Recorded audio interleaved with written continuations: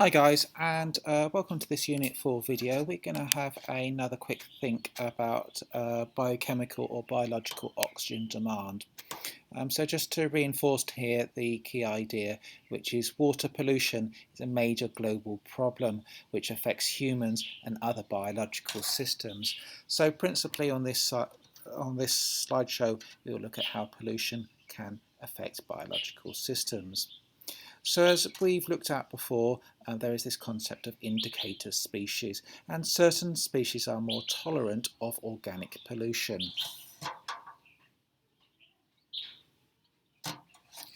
So if when you go out collecting samples of fauna, you find this classification, which is a stonefly nymph, they're very sensitive to low oxygen levels, and you will actually see those little tiny feathers on the legs and the anthrax of the stonefly nymph. They're actually used to absorb oxygen, and so this species does require a lot of oxygen, so high oxygen, so high water quality.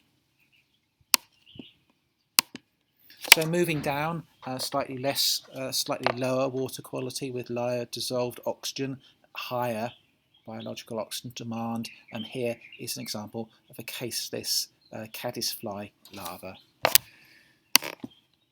Moving down even further, and this one surprised me a little bit, freshwater shrimps. They're round about in the middle as an indicator species of water quality.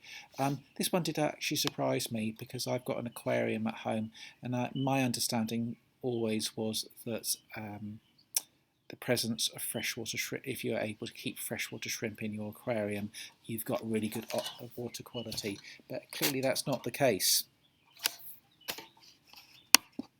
Then sliding down that spectrum, and actually here in this photograph it doesn't look very nice, this bloodworm doesn't look very nice at all. And also in this picture you can see evidence of pollution. You can see that brown slime as well. So you can see that we are steadily going down and down in water quality. Oh, the lowest of the low.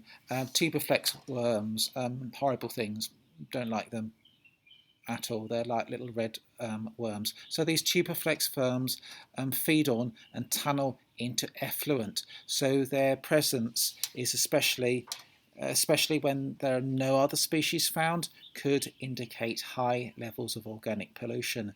And here in this picture you can see a source of organic pollution. It looks like a deer or some sort of large animal that has fallen into the river. So when we're looking at these species, it's often faster and cheaper to measure species rather than do direct observations through chemical tests.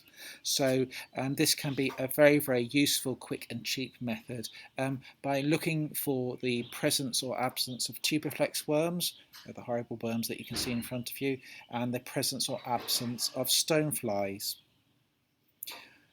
Do remember though that as you move downstream away from the source of pollution, the biological oxygen demand might decrease and the river will recover.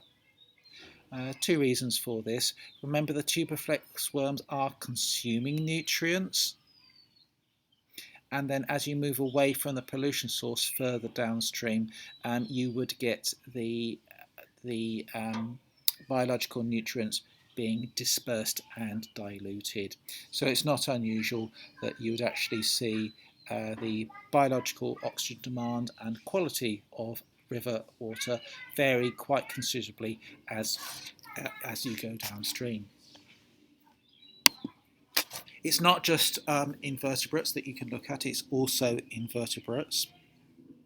And so vertebrates can also, as I said, be used as an indicator species.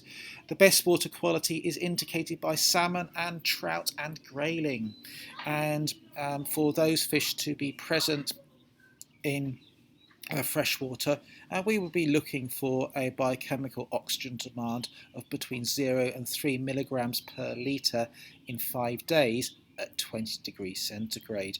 That is the quality of domestic drinking water in Europe and North America, in Hong Kong as well. Moving down that spectrum of water quality, we would start to see the absence of trout and salmon and the dominance of fish like chub and dace. The BOD that we would expect for this would be 4 to 10 milligrams per litre in 5 days at 20 degrees centigrade. This water is not suitable for drinking, but can be used for agriculture or industry.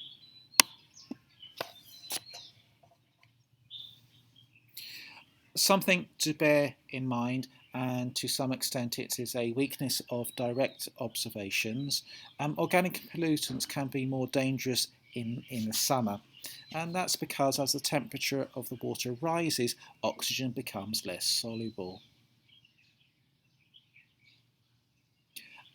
In addition to that, fish cannot regulate their body temperature easily, so their respiration rates also increases. So as well as less oxygen being dissolved in the water, you've got more oxygen being consumed by the fish, if there are fish present.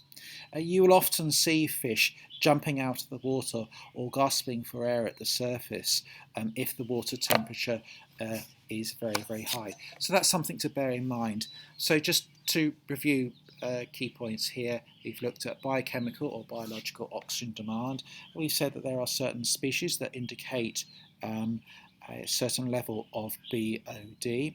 We've said how that BOD can vary as you go downstream, away from your point source of pollution. And we've also thought about the benefits of actually using indirect observation, a lot faster, a lot cheaper, and then also you have this added complication of water temperature. So I hope you found this video interesting. The next video we will go on to have a look at the Trent Biotic Index. Do remember these videos should be watched in conjunction with the department website and with your core textbook.